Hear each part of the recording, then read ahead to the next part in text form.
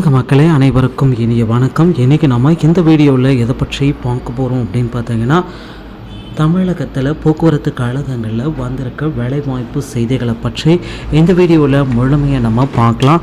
So நம்ம சேனலுக்கு புதியவராக இருந்தால் ஒரே ஒரு சப்ஸ்கிரைப் அண்ட் பெல் மட்டும் கிளிக் பண்ணி வச்சுக்கோங்க.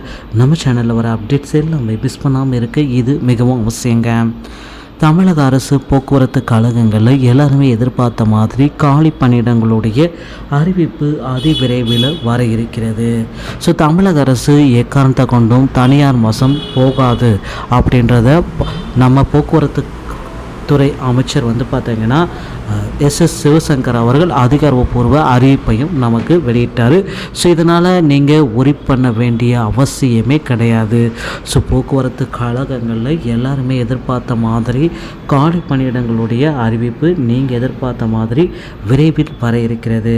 ஸோ போக்குவரத்து கழகங்களில் பார்த்திங்கன்னா டிரைவர் மற்றும் கண்டக்டர் பணியிடங்களை விரைவில் நிரப்ப இருக்காங்க. அப்படி என்ன சார் டிரைவர் மற்றும் கண்டக்டருக்கு உண்டான பணியிடங்களை போக்குவரத்து கழகங்களை நிரப்புவாங்க அப்படின்னு நீங்கள் பார்த்தீங்கன்னா, ஸோ இப்போதைக்கு பார்த்திங்கன்னா சென்னை மற்றும் கும்பகோணம் லிமிடெட்டில் போக்குவரத்து கழகங்களை டிரைவர் மற்றும் கண்டக்டர் பணியிடங்களை நிரப்ப அதிகாரப்பூர்வ அறிவிப்பு எல்லாமே வந்தாச்சு. அதற்குண்டான ஆன்லைன் அப்ளிகேஷன் போர்ட்டல் எல்லாமே இன்னும் சில மணி நேரங்களில் நமக்கு ஓப்பன் பண்ணிடுவாங்க.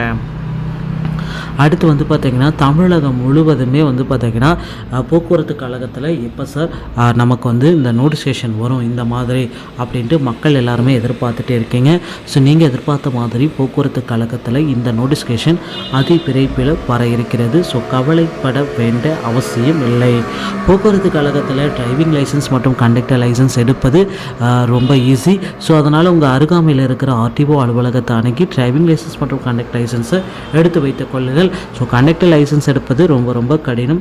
ஸோ அதுக்கு தேவையானது ஃபஸ்ட் எய்ட் சர்டிஃபிகேட். ஸோ இந்த ஃபஸ்ட் எய்ட் சர்டிஃபிகேட் செஞ்சால் ஆம்புலன்ஸ் மூலமாக நீங்கள் பெற்றுக்கொள்ள முடியும். சென்னையில் மட்டும் கொடுக்குறாங்க. அடுத்து பார்த்திங்கன்னா தனியார் பஸ் வருமா அமைச்சர் புதிய விளக்கங்களை கொடுத்துருக்காரு.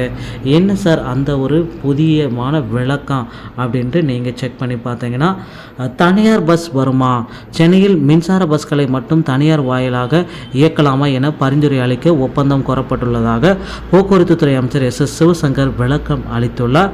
சென்னையில் நேற்று முன்தினம் போக்குவரத்து துறை அமைச்சர் சிவசங்கர் ஆளுங்கட்சி கூட்டணி தொழிற்சங்கத்தினரை அழைத்து ஆலோசனை நடத்தினார். இது குறித்து மாநகர போக்குவரத்து கழகம் வெளியிட்டுள்ள அந்த அறிக்கையில் போக்குவரத்து கழகத்தை தனியார் மயமாக்கக்கூடாது, புதிய அரசாணை வெளியிட்டு பணியாளர்களை நியமிக்க வேண்டாம், ஓய்வூதியர்களுக்கான பணப்பலன்களை அளிக்கப்பட வேண்டும் என அமைச்சரிடம் தொழிற்சங்கத்தினர் கோரிக்கை வைத்தனர். அதற்கு போக்குவரத்து கழக தனியார் மயம் ஆகாது மின்சார பஸ்களை கொள்முதல் செய்து ஒப்பந்த அடிப்படையில் சென்னையில் இயக்குவது தொடர்பாக நிபுணர் குழு பரிந்துரைக்காகவே ஒப்பந்தம் கோரப்பட்டு உள்ளது.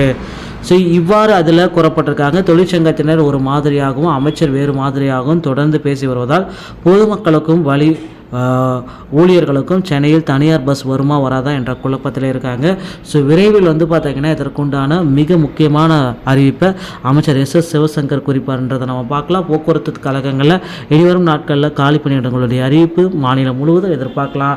ஸோ வீடியோ பிடித்திருந்தால் நம்ம சேனலோடு இணைந்திருங்கள். வீடியோ பார்த்தமைக்கு நன்றி. அடுத்த வீடியோவில் சந்திக்கிறேன்.